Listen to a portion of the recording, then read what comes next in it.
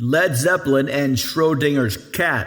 Here's an interesting riddle you can use next time you're hanging out with some buddies. Riddle: what does capitalism, Led Zeppelin, Schrodinger's cat, and the Big Bang have in common?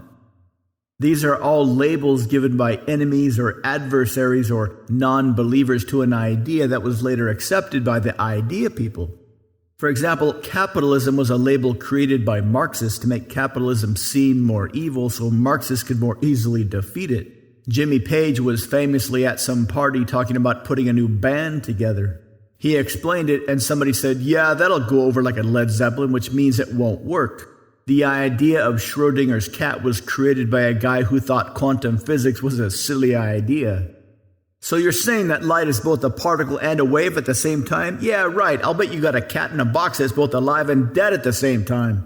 One old school science guy came up with the idea that the universe just decided to poof into existence. And a radio host was talking about it like it was a dumb idea. So let me get this straight. Once upon a time there was nothing, and then some big, bang? Created everything? Dumbest idea I've ever heard. One of Orwell's ideas was that the government will change the meanings of names to suit their purpose. This is where the famous freedom equals slavery idea comes from.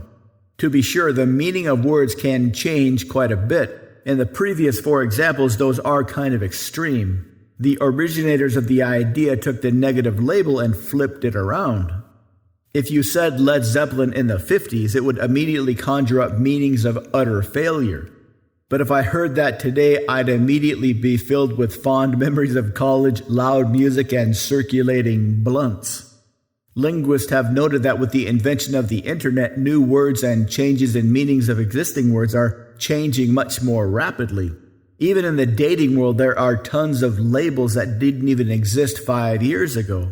For example, there are plenty of cell words, starting with incel, which in case you don't know means involuntarily celibate. Dudes that want nothing more than to get laid but can't.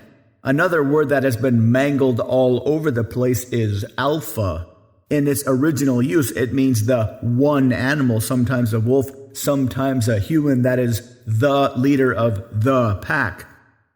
Today it can mean anything related to confidence. But imagine being in the presence of a real alpha way back in the day. The one guy who everybody depended on. The one guy who was responsible for keeping everybody alive.